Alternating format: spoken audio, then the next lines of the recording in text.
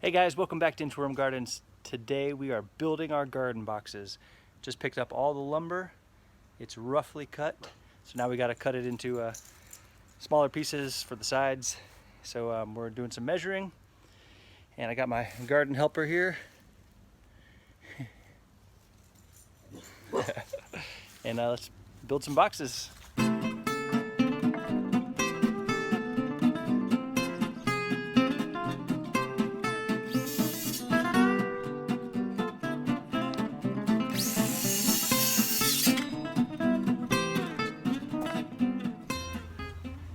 All right, so I just cut the 2-foot pieces, which are going to be our side boards, because most of these beds are going to be 2 feet wide. I have two 12 foot by 2 foot and two 8 foot by 2 foot. So I just cut those.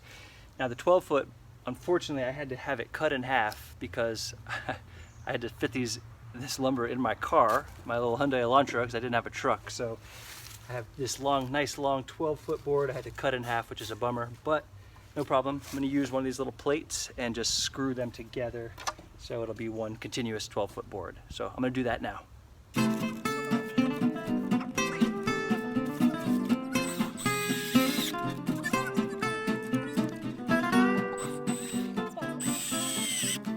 All right, so we have our boards all ready to go. The next step is to drill them all into place. All right, this might be obvious, but I'm just going to mention it anyway. So the way that you set up your boards, instead of having 2 on the side and then just putting the ends on like that, you rotate the corners.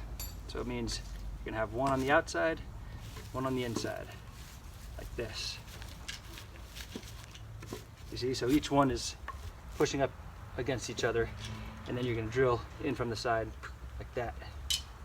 And that will give you the strongest, most square box. All right, time to screw these boards together. We are using 3-inch deck screws. I have our 8 by 2 boards laid out. So one thing to keep in mind is, it's a minor detail, more for aesthetic purposes. You want to determine what side is going to be facing out, because obviously the inside is going to be filled with dirt, you won't see it. So wood, has all this different nice grain. So you want something nice that's showing on the outside. If you're not going to paint these or something, that will make a difference. And a lot of times the boards will be stamped. They'll have some writing on them. So maybe just take a second to look at that. Make sure the writing and stuff is on the inside so the outside looks really nice. Okay, so I suggest pre-drilling the holes. Let me show you an easy way to do this. I'll bring you a little closer. All right, so remember, we're gonna have our boards laid out this way. So the screws are gonna be coming in from this side and from this side. So the way to do it, we're gonna be drilling into this side. So we're gonna take another board to get the exact width, and you just kind of place it right here on the corner and make a mark. See, so now you see easily where you're gonna drill the 3 holes. And then we do the same on all 4 corners. Now you can see the 4 places we're going to put the screws in are marked. That corner, then that corner, and that corner, and just like that. All right, so we're going to pre-drill the 3 holes. I suggest 3 screws on each side. And if you stack them up on top of each other, it's easier to drill, so you're not drilling right into the ground. I'll show you what I mean. All right, so you stack them up like this, so now you can see the 4 areas that we're gonna drill into. And have them stacked like this, so you can simply slide one over and drill right here without going right into the ground. So I'm gonna start right in the middle. There you go. So we're gonna do that same thing on each one of these. All right, so we have our corners nicely marked and pre-drilled, and now you're simply gonna screw it in there. Another benefit of pre-drilling is it helps prevent the wood from splitting. So it's helpful because it can easily guide you to where you need to go without any guessing, and it prevents the wood from splitting. So pre-drilling is definitely helpful.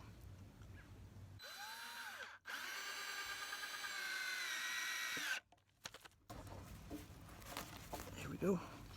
So drill your first one, and then you kind of adjust it a little bit to make sure it's as even as you can get it. Now we can drill the next one.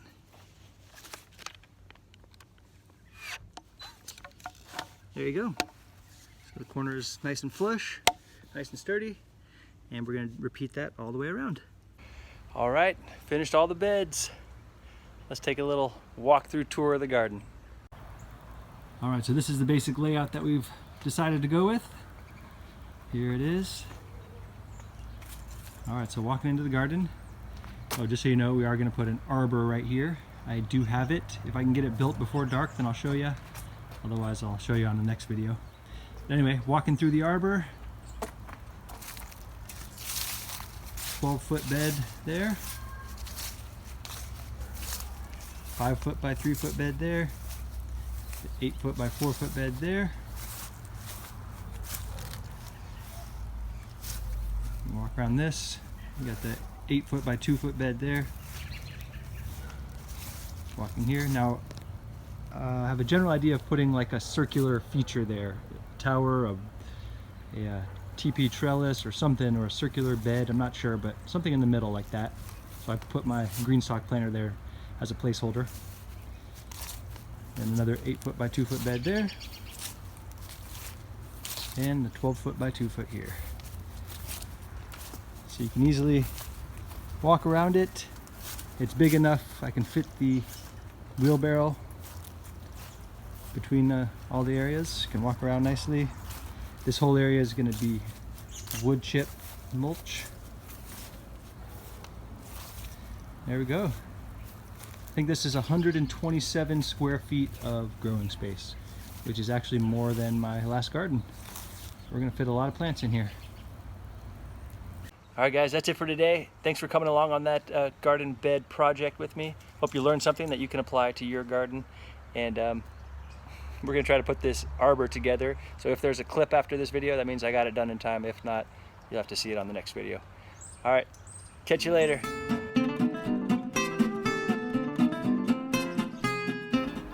All right, I still have to anchor it into the ground, but here's the trellis.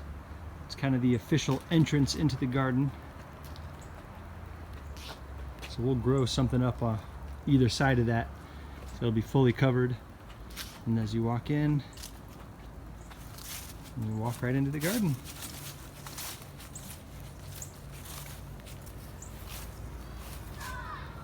Pretty cool. All right, guys, we did it. See you next time.